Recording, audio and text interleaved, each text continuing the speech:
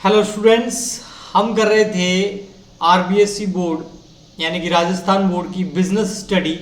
और इसके अंदर हमारा फर्स्ट चैप्टर कंप्लीट हो चुका था और सेकंड चैप्टर हमारा चल रहा है ना। और सेकंड चैप्टर के अंदर जो हमारा टॉपिक चल रहा था वो था ये जो कि मैं यहाँ पर लिख रहा हूँ। तो हम हमारे इस टॉपिक को कंटिन्यू करेंगे क्योंकि ये टॉपिक अभी पूरा नहीं हुआ है। इस टॉपिक का नाम था फंक्शंस या फिर फेजेस बोल सकते हो, स्टेप बोल सकते हो of management process. Management process के क्या फंक्शंस है, क्या उसके स्टेप्स है, क्या उसके फेजेस है, ये हम कर रहे थे। तो ये चैप्टर नंबर हमारा सेकंड चल रहा है। RBSC board Rajasthan board, class 12th, subject business study, जिसको शॉर्ट में बीएसटी आप बोल सकते हो। जी, तो जो फंक्शंस हैं मैनेजमेंट के, मैनेजमेंट प्रोसेस के जो फंक्शंस थे वो टू टाइप्स के थे। फर्स्ट था की फंक्शंस, जो हमने कर लिए थे लास्ट लेक्चर के अंदर। ये हमारा हो गए थे की फंक्शंस, हमने कर लिए थे, बहुत अच्छे से कर लिए थे, ठीक है। और ये इसको ए पॉइंट दे दीजिए, ए थे की फंक्शंस और बी थे हमारे ऑक्सिलरी फंक्शंस, जिसको कि आज हम इस लेक्चर के अंदर कंप्लीट करेंगे, ठीक है। हाँ सर, ये तो हमें पता ही है क्योंकि आप लोग बोल रहे हो कि ये तो हमें पता ही है। आप लोगों को पता तो होगा ही क्योंकि आप कंटिन्यू लेक्चर देख रहे हो हमारी एप्लीकेशन पे।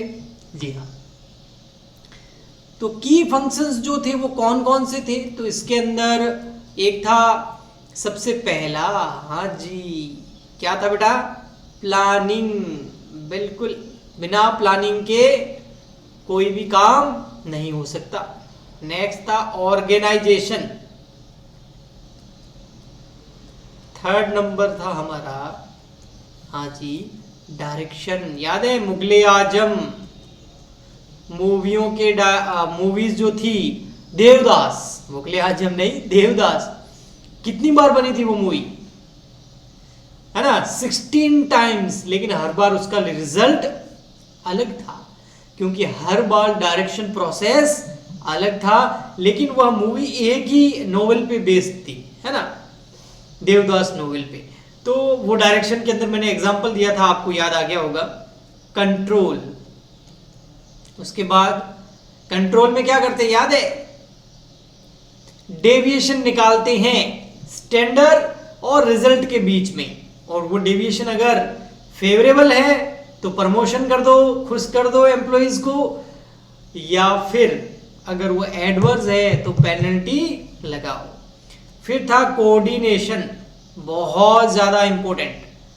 अगर कोऑर्डिनेशन नहीं होगा तो बिजनेस कभी भी आगे सक्सेस नहीं हो सकता। ये थे आपके की फंक्शंस।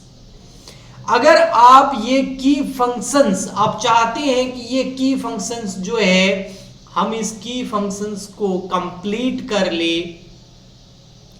हम इन की फंक्शंस को कंप्लीट कर ले, तो इसमें जो हेल्प करते हैं इनको कंप्लीट करने में वो है आपके ऑक्सिलरी फंक्शंस।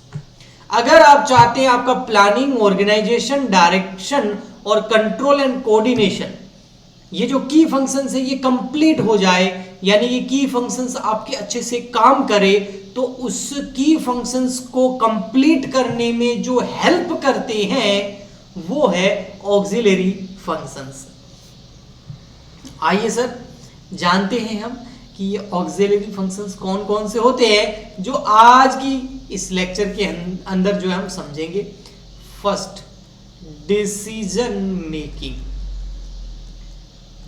डिसीजन मेकिंग, जब तक डिसीजन मेकिंग नहीं होगा तब तक ना प्लानिंग होगी, ना ऑर्गेनाइजेशन होगा, ना डायरेक्शन होगा, ना कंट्रोल होगा, ना कोऑर्डिनेशन होगा। जब आप किसी भी काम को करने का डिसीजन ही नहीं लोगे तो ये सब कुछ नहीं हो सकता।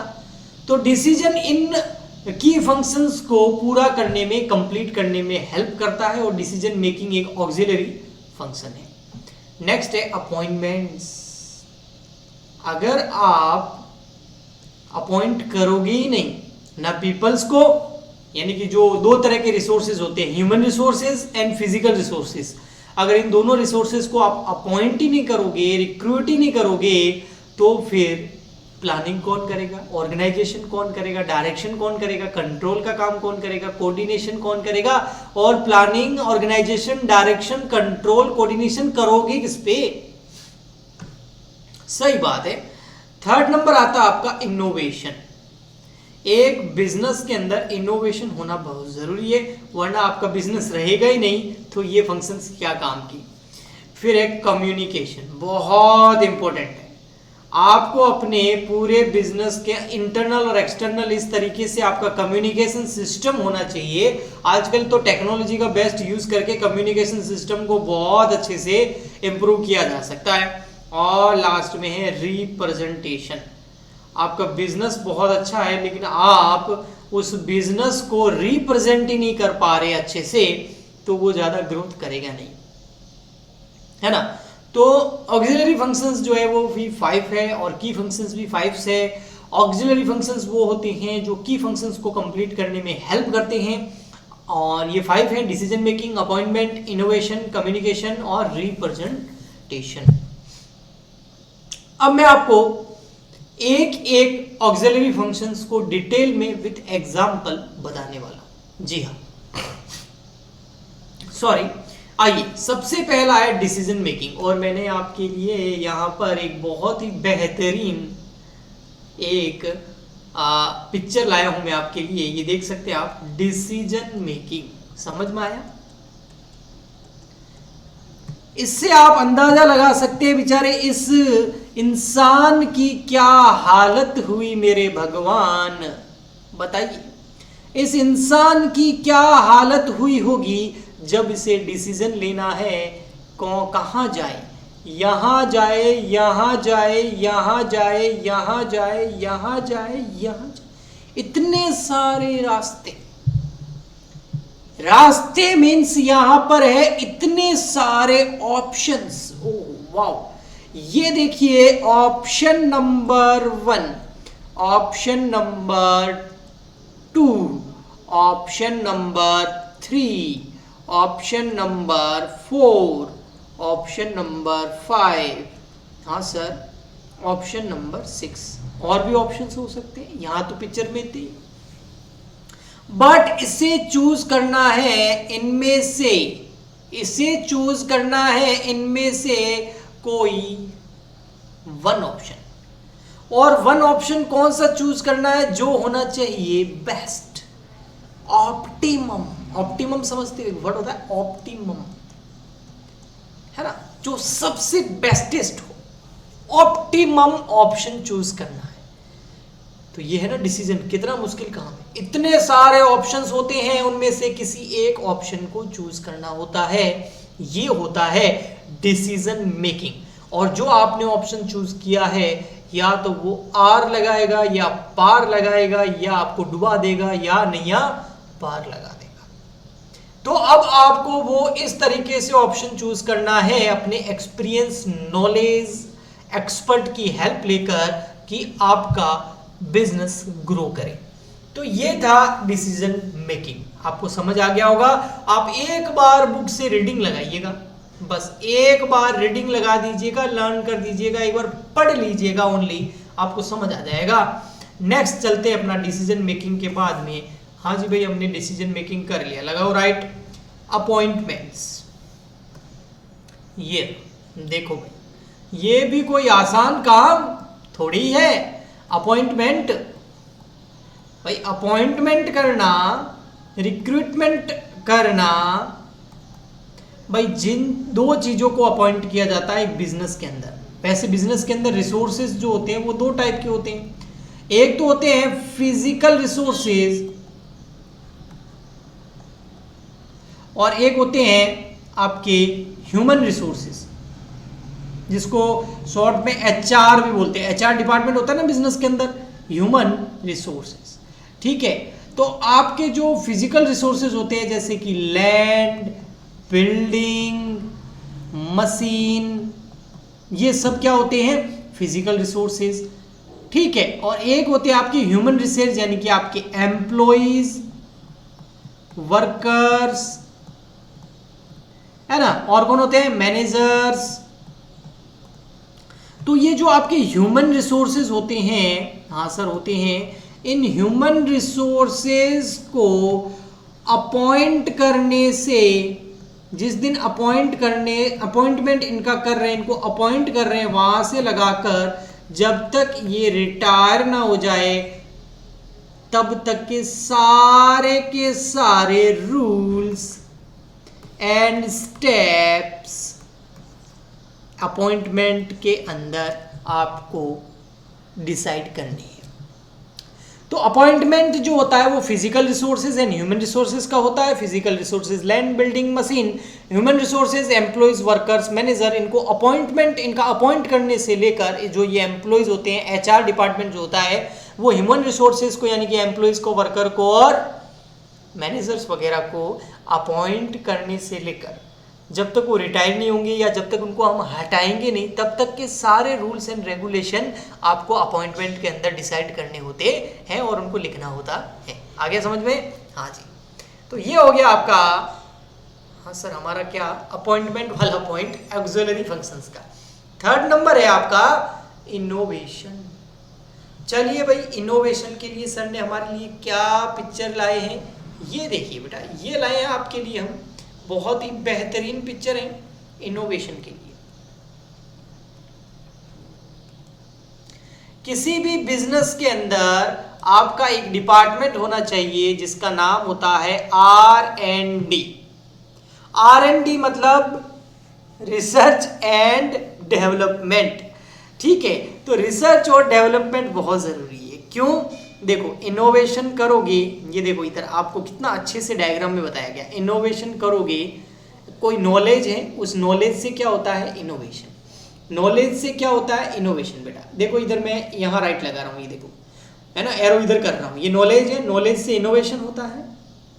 नॉलेज से क्या होता है? इनोवेशन। ठीक है, ये देखो इधर लिखा हुआ भी, research and development is the transformation of money into knowledge. Innovation is the transformation of knowledge into money. Innovation से क्या होता है? पैसा कमाया जाता है। पैसे से क्या होता है? रिसर्च एंड डेवलपमेंट होता है। रिसर्च एंड डेवलपमेंट करने से आपके बिजनेस के अंदर एक रिसर्च एंड डेवलपमेंट डिपार्टमेंट है, तो आपके पास पैसा है तो आप रिसर्च करवा सकते हो, और जब आप रिसर्च कराओगे तो आपको मिलेगा नॉलेज, और उस नॉलेज से आप करोगे इनोवेशन, और इनोवेशन से आपके पास आएगी मनी, मनी से वापस आप करोगे रिसर्च, रिसर्च से आएगा नॉलेज, नॉलेज से इनोवेशन, इनोवेशन से पैसा कमाओगे, उस पैसे से फिर रिसर्च करो, रिसर्च से आएगी नॉलेज, नॉलेज से फिर इनोवेशन करो और पैसा कमाओ। तो ये साइकिल चलता रहता है और आपको अपने बिजनेस के अंदर ये चलाना पड़ेगा। ओके, तो 3 पॉइंट हो गए यहां पर। ओके, फोर्थ नंबर है आपका कम्युनिकेशन। फोर्थ नंबर क्या है बेटा? कम्युनिकेशन। अब देखो कम्युनिकेशन क्या होता है, जरा इधर देखिए, ये रहा आपके कम्युनिकेशन का एक एग्जाम्पल। हाँ सर, ये है हमारे कम्युनिकेशन। आपका कम्युनिकेशन सिस्टम बहुत अच्छा होना चाहिए। ये देखिए, ये इतने लोग काम करते हैं, कुछ ऑफिस में काम करते हैं एक बिजनेस के अंदर, ये देखो ये ऑफिस में काम कर रहा है, ये रिसर्च कर रहा है, ये मीटिंग कर रहा है, ये मार्केट के अंदर काम कर रहा है, ये जो है आपका एक तरीके से कॉल सेंटर है ना। हर कोई जो है बिजनेस के अंदर पीपल्स होते हैं, employees, workers, labours, managers, boss, owner, shareholders वगैरह जो भी है, वो सब के सब कुछ ना कुछ बिजनेस के ऑब्जेक्टिव्स को पूरा करने के लिए कुछ ना कुछ वर्क करते रहते हैं। कोई डिसीजन लेता है तो कोई फिजिकली वर्क करता है, लेकिन उनके बीच में कम्युनिकेशन सिस्टम का अच्छा होना ज़रूरी है। अगर कम्युनिकेशन सिस्टम अच्छा नहीं है, वे आपस में कम्युनिकेशन नहीं कर रहे हैं, तो कई तरह की प्रॉब्लम्स, डिस्प्यूट्स, कॉन्फ्लिक्ट्स वगैरह जो है बिजनेस के अंदर होने लग जाएंगे और आपका बिजनेस जो है वो कभी भी ग्रो नहीं कर पाएगा। तो कम्युनिकेशन बहुत बहुत बहुत बहुत ज़रूरी है। और लास्ट में है रिप्रेजेंटेशन। आपका बिजनेस कितना भी अच्छा है, लेकिन उसको रिप्रेजेंटेशन उसका अच्छे से करना जरूरी है। ये एक पिक्चर है आपके पास, मेरे को मिला नहीं, मैंने बहुत सर्च किया, लेकिन ये मिला मेरे को, ये ठीक लगा तो मैं यहाँ आपके लिए ले आया। इसका नाम है रिप्रेजेंट, एक सेकेंड, ये क्या है, स्पेलिंग इसकी मिस्टेक हो गई, चलो कोई बात नहीं, अब वापस रिप्रेजेंटेशन, हाँ जी ओके ये ठीक है। रिप्रेजेंटेशन, री और प्रेजेंटेशन, आपके बिजनेस के अंदर जो आपके बिजनेस को रिप्रेजेंटेटिव होते हैं आपके बिजनेस के, फॉर एग्जांपल ये आपके बिजनेस का रिप्रेजेंटेटिव है, ये आपके बिजनेस को रिप्रेजेंट करता है किनके सामने, क्रेडिटर्स के सामने जो आपसे पैसा मांगते हैं, बैंक के सामने जो आपको लोन देते हैं, फाइनेंशियल इंस्टीट्यूशन के सामने जो आप में इन्वेस्ट करते हैं, सप्लायर के सामने जो आपको गुड्स सप्लाई करते हैं, कस्टमर के सामने जो आपका गुड्स परचेज करते हैं, गवर्नमेंट के सामने जो आप टैक्स देते हो। तो ये आपका और भी कई जो लोग होते हैं, आपके कॉम्पिटिटर हो गए, आपके इन्वेस्टर्स हो गए, आउटसाइडर जो जितने भी लोग होते हैं, उन सबके सामने आपका बिजनेस को रिप्रेजेंटेटिव करने वाला बंदा जो है वो बहुत शानदार होना चाहिए। क्योंकि आपका बिजनेस कितना ही अच्छा है, अगर उसको रिप्रेजेंट करना ही सही से नहीं आ रहा है तो आपका बिजनेस न तो सप्लायर से क्रेडिट पे गुड्स ले पाएगा, ना वो क्रेडिटर्स को डिले पेमेंट होने पर उसको जो है सही से हैंडल कर पाएगा, ना बैंक से लोन ले पाएगा, ना फाइनेंशियल इंस्टीट्यूशंस या फाइनेंशियल इन्वेस्टर्स जो होते हैं उनको वो राजी कर पाएगा कि एक बिजनेस के अंदर इन्वेस्ट करें, है ना। तो ना कस्टमर को अपने गुड्स को, आपके गुड्स को बेच पाएगा। तो एक रिप्रेजेंटेटिव जो है वो अच्छा होना बहुत जरूरी है एक बिजनेस के लिए, ये उसका काम होता है अपने बिजनेस को अच्छे से रिप्रेजेंट करना। तो ये थे आपके ऑक्सिलरी फंक्शंस। आई होप आपको बहुत अच्छे लगा होगा। अगर अच्छा लगा है तो आप इस ऐप पर रिव्यू कीजिए और अपने दोस्तों को बताइए कि हमारे सर यहाँ पर हमको business study with practical knowledge के साथ पढ़ाते हैं, जिससे बोरिंग फील नहीं होगी, क्योंकि ये थ्योरी तो सब्जेक्ट है लेकिन इसको अच्छे से पढ़ा जा सकता है।